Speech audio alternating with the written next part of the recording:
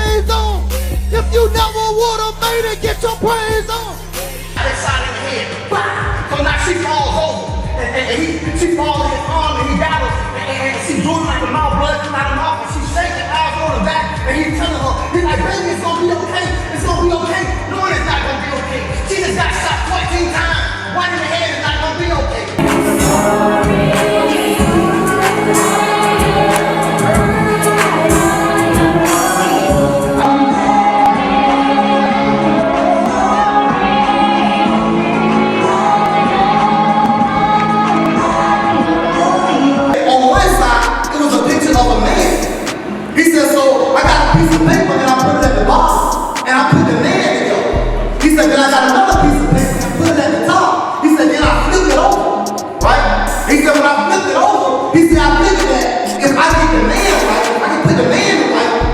The world will be right? So if I can put the man right, the world will be right? So what that means is, people going through life and their life is so jacked up and so messed up. Why? Because they world is not right. You gotta get yourself together. I didn't deserve it, but he gave it to me anyway.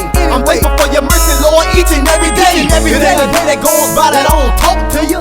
I'm in need of your perfection and protection. Let me tell you something, guys. I have never seen Methodists do what they did. I mean, the whole method, you see them St. Paul? Man, they was into get your praise on. Praise on. Get your education, man. Get that education. You can be what you want to be.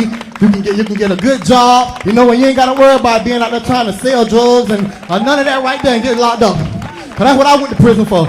Selling drugs. You know, I want to try to make that fast and quick money.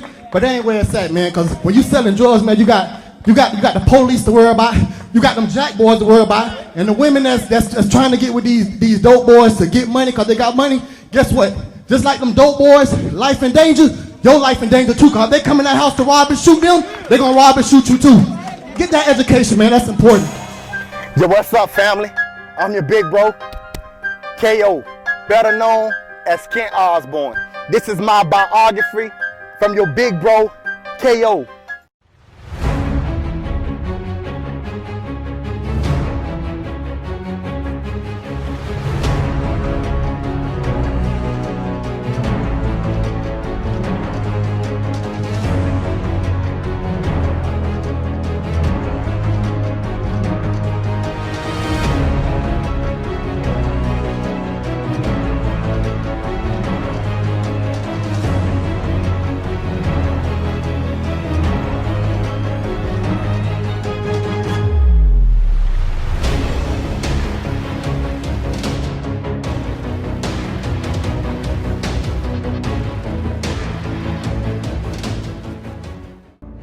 Brothers and sisters, we thank God right now. We thank God for Brother Osbourne coming to Grace Baptist Church and sharing everything that he's shared with us, his testimony, the things that he's gone through. You still walking around with your pants down with that prison mentality, advertising your booty.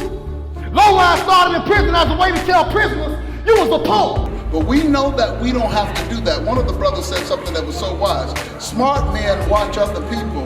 A smart man actually go through some things, but a wise man watch other people so that they won't have to go through it. What's your wake-up call?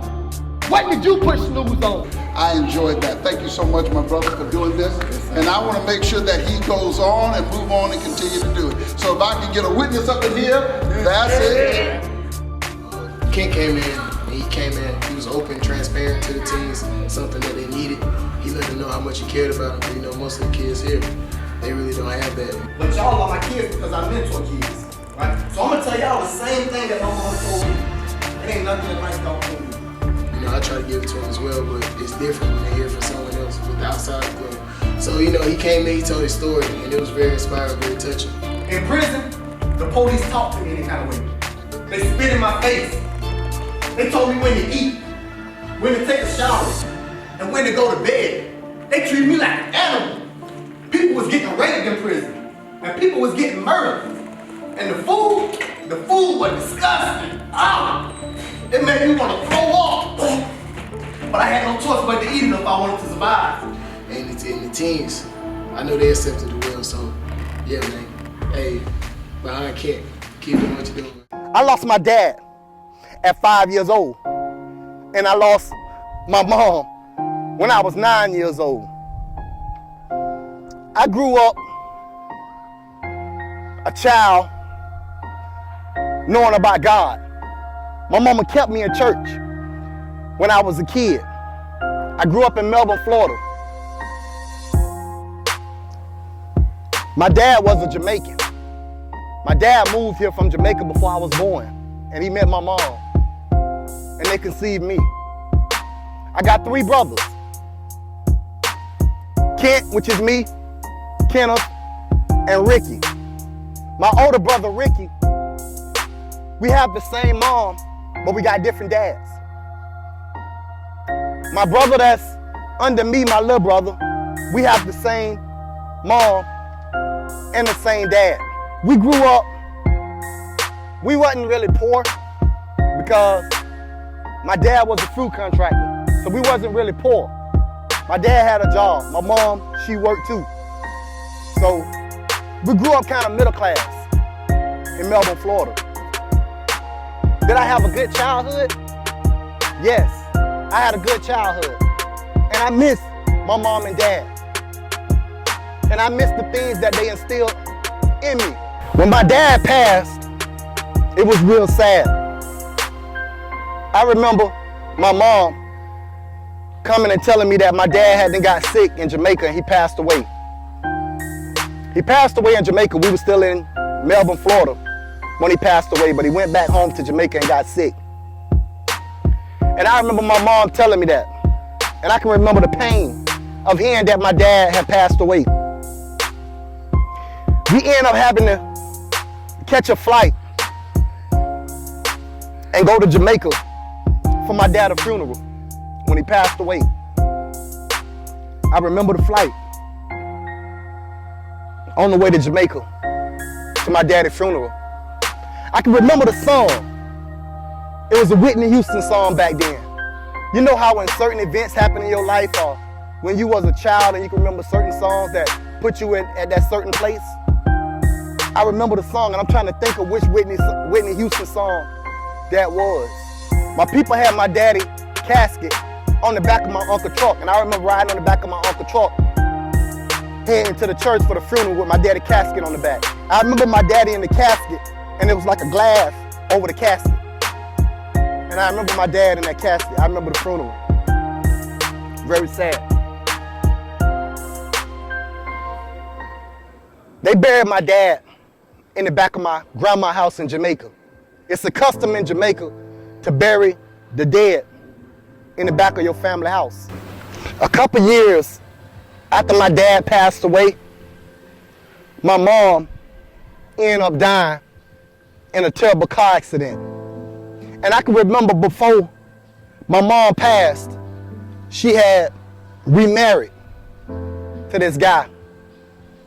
And the guy that she remarried, my brothers and I, we didn't like him too much. When I got the news of my mom passing, it was very sad, very tragic.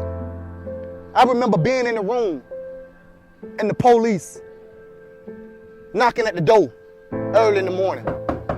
I remember my stepdad answering the door, and I remember him crying out real loud when the police told him that my mom had been killed in a terrible accident.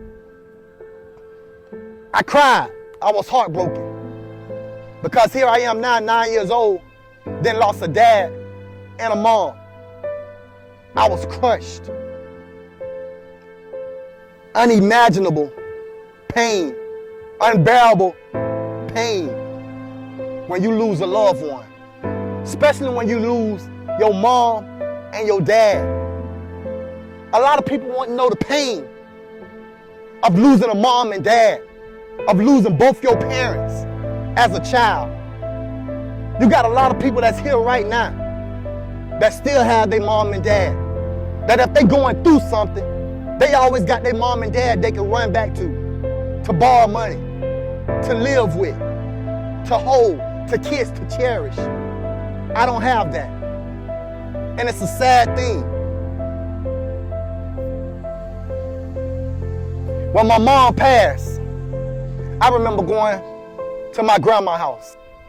We was in Greenville at the time when my mama passed. That's where we was staying at, Greenville, Florida. And I remember my auntie picking us up and taking us back to Melbourne and getting custody of us. I remember being at my auntie house and me and my auntie not getting along. I played sports when I was growing up at my auntie house. I played football, I played basketball, and I played baseball. I was good in football, like All-American, All-Star. I never came off the field at 12 and 13 years old. I played linebacker on defense, and I played two-back, which is running back, on offense. Never came off the field. Made All-Star every year. I never had my auntie or my uncle, which was her husband, to be to my games and support me on nothing. I didn't have the support. My aunt and I couldn't get along. So I ended up running away from my auntie house at 14 years old because some of the things that she was allowing to happen. I couldn't get along with some of my auntie kids. I ran away from my auntie house at 14 years old and ran to my cousin Janet's house. I got into the streets. I started robbing and stealing, snatching purses, all that crazy stuff. Found myself in jail at 16 years old. Got out and I did the same thing after beating a case at 16 years old for aggravated assault on a police officer. And I had to go to court and I had to use a public defender in court. And I beat the case and got out at 16 and got right back into the streets and started doing the same things. After I beat the case at 16 years old, I got out and I got back into the streets. Started back doing the same things. Robbing, stealing, snatching purses, all that crazy stuff. I found myself in prison at 19 years old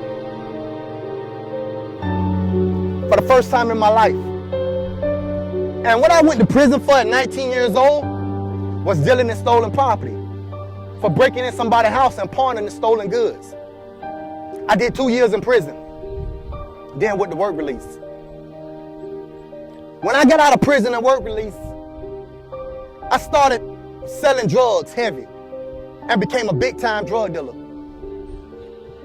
The money that I was making off the drugs that I was selling as a big-time drug dealer in Melbourne, Florida, I started taking that money and I started investing that money into the music business because I built the passion for rapping when I was in prison. And I had told the guys in prison when I get out that I was going to keep doing the music and make it in the music business. So I started investing that money that I was making off of selling drugs as a big-time drug dealer into the music business and started my own label. I started producing my own CDs, buying my own flyers, paying for managers at the time that I thought you're supposed to pay for, but you don't pay for a manager. They get a percentage of what you make. So I was paying for publicists and managers and all kind of stuff because I had the money to do it. And then I started performing with all these major artists. I was paying major artists to be on my record, and I was opening up for major artists. I did that for a couple years until I found myself back in prison again. I can remember before going to prison, that second time, I can remember this time where a cousin of mine, we was living together. My cousin and his pregnant baby mama. And it was me and my girl. I can remember somebody breaking in our house when me and my girl was gone to Atlanta. I can remember them robbing my cousin. But not only robbing my cousin, they shot my cousin and his pregnant baby mama. They shot his pregnant baby mama 14 times and one in the head. As they was asking him, where was the cocaine, where was the drugs? And my cousin was telling them he don't have any cocaine. He don't have no drugs. But they insisted to ask him and thought that he had it. And after they shot her 14 times, they ended up shooting him twice in the head. My cousin still survived by the grace of God, and he's still alive today. Thank God. God got a plan for his life. But even after all that, I still sold drugs. I found myself in prison again for the second time in my life in 2007. When I was in prison for the second time in my life in 2007, I met a guy in prison. And the guy told me, Kent, if you want to be successful, you need to give your life to God. After I was telling him everything that I was doing when I was out, how I had performed with all these major artists, how I had opened up for Lil Wayne, how I got songs with Phil Marv and Pastor Troy. But I'm still in here. The guy said, Kent, listen. He said, bro, if you want to be successful, you need to give your life to God. He said, I'm telling you, anything that you want out of life, it can happen for you, bro. You just got to give your life to God. And see, what this guy was telling me was Matthew 6:33. Seek ye first the kingdom of God and his righteousness, and all things should be added unto you.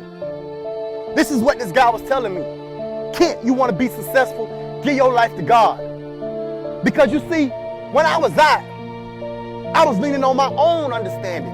What I thought was right. What I seen my friends doing. What I seen on TV. What I seen the rappers doing. I was following them. I was being a follower, not a leader. Proverbs 3:5-6 says, trust in the Lord with all thine heart, and lean not into thine own understanding. In all our ways acknowledge him, and he shall direct thy path. And see, I was leaning on my own understanding and kept busting my head up against a brick wall and making so many mistakes. And see, it's a lot of y'all out there right now. You keep busting your head up against a brick wall and making so many mistakes. You see the blood gushing out your forehead, and you continuously hit it. Because you're leaning on your own understanding. Why not lean on the understanding of the God that created you? The God that created the heavens and the earth. The God that created the birds, the animals, the fishes, and every living being. If he created them, when you think he know the way? So why not listen to him? Why are you going to listen to somebody that don't know anything? That keep causing you to make all these mistakes. So the guy told me, kid, you want to be successful, you need to give your life to God. He said, come to church with me. Come to church with me. He said, I'm telling you, man, anything you want out of life, it can happen for you. See, I knew about God because my mama kept me in church. My auntie kept me in church. And see, the Bible says, train up a child in the way that he should go. And my mama trained me up in God, knowing about Jesus. So when I strayed away, it was easy for me to run back. I know where to come back to. So the guy told me, can't come to church with me. They had church 7 days a week. I decided to go to church with this guy. The more and more I kept going to church, I started building this personal relationship with Christ. I would still write negative music over here, promoting violence, sex, drugs, and guns. And then over here, I would start writing music geared towards God. But the more and more I kept going, I kept falling in love with Christ. And God said in his word that you're going to serve God or you're going to serve the devil. So if I'm writing music over here geared towards God, and then I'm writing music over here geared toward the devil, I'm serving two masters. And the Bible said you can't serve two masters. And I was serving two masters. But I was falling in love with Christ. The more and more I kept going, I built that personal relationship. And I stopped writing all that negative music. I stopped writing all that music that was promoting violence, sex, drugs, and guns. And I just started writing music that was geared towards God. I gave my life to Christ in prison. And I'm here to tell you that no matter what you done been through, God can still use you. And since I've gave my life to Christ in prison, since then, I got my own trucking company that grosses 6 figures a year. Since then, I'm a Christian rapper. Since then, I'm a life coach. Since then, I'm a mentor. Listen to me. If you put God first, it ain't nothing you can't do in life. I don't care what you done been through. I don't care what mistakes you done made in life. God can still use you. It's not over. Just put God first.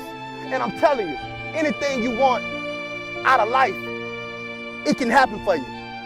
If God did it for me, he can do it for you. You can accomplish anything in life that you want. Just know what you want, put God first, and go out there. And you can achieve all your dreams. Listen, I see you at the top. I'm your big bro, KO.